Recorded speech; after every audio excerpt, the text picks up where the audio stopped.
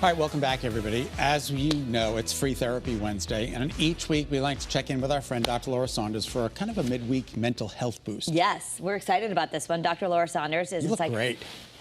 Does it? Thank you. Is that genuine? 100%. Anyway, Dr. Laura Saunders is a psychologist with Hartford Healthcare's Institute of Living. She's going to tell us why it's so hard for some people to accept a compliment. Like, did you mean that? And I actually, this is true. I like you in black. It's very pretty with your blonde hair. I appreciate that. Hello, friends. Happy Wednesday. And yes, we are actually talking about compliments. And for a lot of people, it's very hard to accept compliments.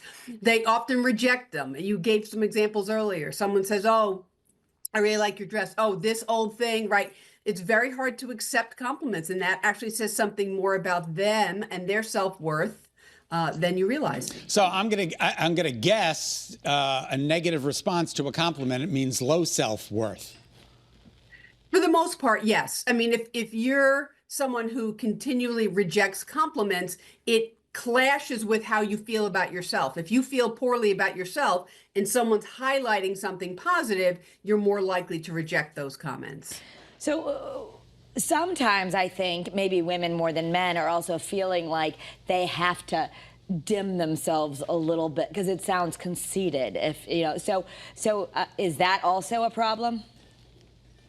Well, I think sometimes there's familial or cultural factors that play a role, but I would really encourage people, if someone offers you a compliment, that you just accept it, right? It's different than procuring it, like, oh, say something nice to me. Well, that's a little different. But when someone offers you a genuine compliment, and we'll talk a little bit about how to give a good compliment, accept it. Just say thank you. Don't negate it. Don't add on all the other phrases that actually try to negate it. And is there a difference between men and women? Are men better at accepting compliments than women?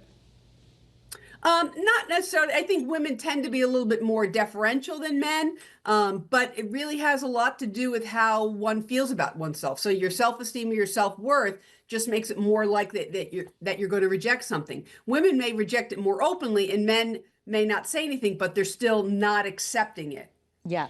So you want to ask, so first of all, model for us the right way to accept it. You would just say, thank you very much, or a genuine acceptance of that compliment?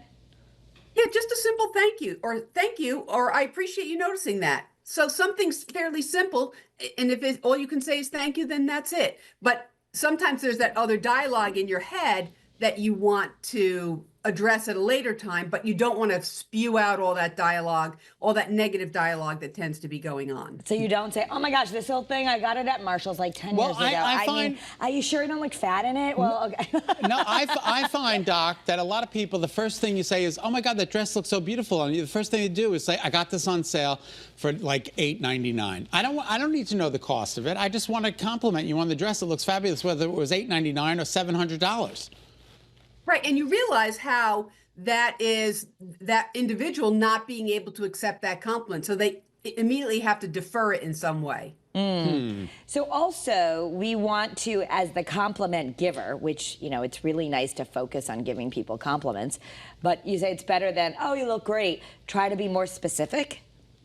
Yes, try to stay away from overgeneralized words like great and beautiful and the best ever, to be more specific. So, if you want to compliment the way someone looks, to say, wow, that dress really highlights your eyes or your hair color, or it really highlights your energy, right? So you give something that's more specific, because it's actually a lot harder to reject something that's more specific. Now, is it mandatory to give a compliment back? Because sometimes I don't think they look good. It is not mandatory to give a compliment back. It is important to say thank you, but you don't necessarily need to say something back. In fact, I think a lot of times in those situations, it comes off as insincere, right? Yeah. And that's one of the things that you want a compliment to be, is sincere. So you're giving something that's genuine and sincere, and therefore it'll land better. Yeah, that's a tough one, because I always feel like I want to return the compliment, but then you don't want to sound like you're just saying you look great too. But that's where, if we want to give one back, also make sure we're giving something specific so it'll sound more genuine. Absolutely. And it's also about being sensitive, right? If you know someone has a particular issue or a particular weakness or a vulnerability in some way, you don't necessarily have to compliment them in a crowd, but when you have them aside, you say, you know what, I really felt like you did an excellent job in that presentation. It looked like you put a lot of effort in, right? So whatever it is, you don't always have to give it, out loud. You can sort of pull someone aside and give them that feedback or that compliment as well. I'll never forget, my mother is the queen of non-compliments, and I was a little bit heavier at this time, and she had the heat on in the house in May, and I said, Mom, you have to turn the heat off. It's already May. And she said, well, some of us don't have a lot of extra meat on our bones, like you.